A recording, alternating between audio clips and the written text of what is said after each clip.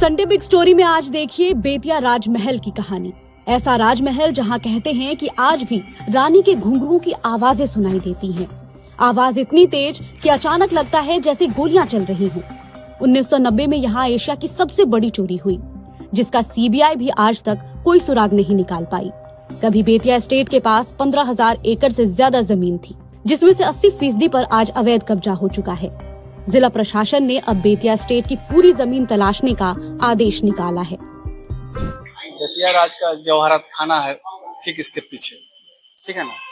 तो उसमें रात में मतलब कि छत काट करके 1990 की लगभग बात है, ऊपर से काट करके कितना सामान गया होगा उस समय अरबों का लगभग है।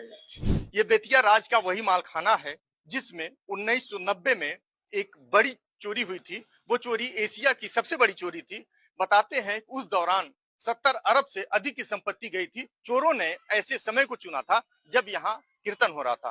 कीर्तन के लिए बाहर बड़े बड़े जनरेटर लगाए गए थे और छत के ऊपर लाउड स्पीकर लगा था। बेतिया एस्टेट का इतिहास लगभग 400 साल पुराना है।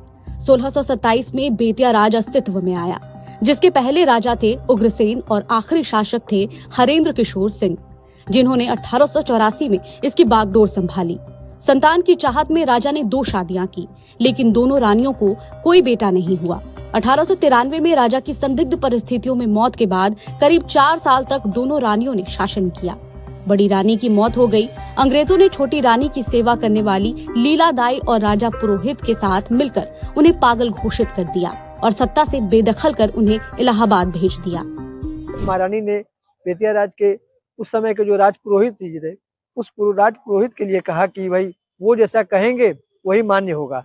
तो राज पुरोहित भी मैनेज हो गए और उन्होंने बेतिया राज के मैनेजर वगैरह से मैनेज होकर के और भरी सभा में जब उनसे पूछा गया तो उन्होंने कह दिया कि हाँ, महारानी जो है एबनॉर्मल की तरह प्रतीत होती है। फिर 1 अप्रैल 1897 को बेतिया राज कोर्ट ऑफ वार्ड के अधीन चला गया और यहीं से बिहार की दूसरी सबसे बड़ी रियासत का पतन शुरू हो गया। बेतिया में राजमहल के बगल में ही भवानी मंडप है। यहाँ राजा के जमाने में तांत्रिक अनुष्ठान कराए जाते थे। बताया जाता है कि राजा ने यहाँ कई नरबलियां दी थी और अपने 6 भाइयों की भी उन्होंने इसी महल में हत्या करवा दी थी। कहते हैं वही आत्माएं यहाँ आज तक भटक रही हैं। विनोद कुमार सिंह लास्ट में थे, उनका भी कहना था कि यहाँ पे झंझनाहट की तरह होता था आवाज। और आज के भी सिपाहियों का कहना है तो वहाँ लगता है कोई भूत प्रेत या तांत्रिक विधि से कोई न कोई प्रकोप जरूर कुछ न कुछ है। बेतिया राज का रानी क्वार्टर है। यहाँ रहने वाले बताते हैं कि जब रात हो जाती है तो यहाँ से पायल की झनकार आती है और रात में कभी कभी जैसे गोली चलता है और बम फोड़े जाते हैं। महल की सुरक्षा में तैनात अवध प्रसाद ने बताया कि रात में यहाँ अजीब अजीब बातें होने लगती हैं।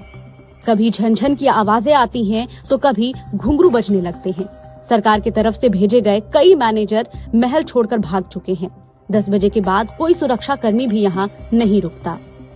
मैंने थोड़ा आवाज आता है।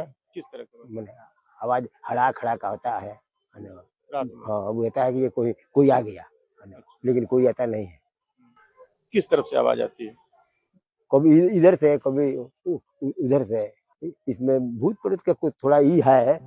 बेतिया राज परिवार के 4 खातों में 68 करोड़ रुपए जमा हैं।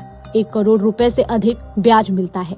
यहाँ लगने वाले मेले से भी करीब 1 करोड़ रुपए की आय होती है, जिससे कर्मचारियों को वेतन दिया जाता है। राजमहल में 150 साल से भी पुराने कागजात संभाल कर रखे गए हैं। इसके लिए एक रिकॉर्ड रूम बनाया गया है।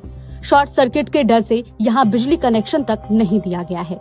सप्ताह में 2 दिन आम लोगों को कागजात की नकल मुहैया कराई जाती है। कोई वारिस नहीं है, जितना आमदनी हुआ उसके खाते में जमा कर देना है, पैसा वसूली करके उसका हिसाब किताब रखना है।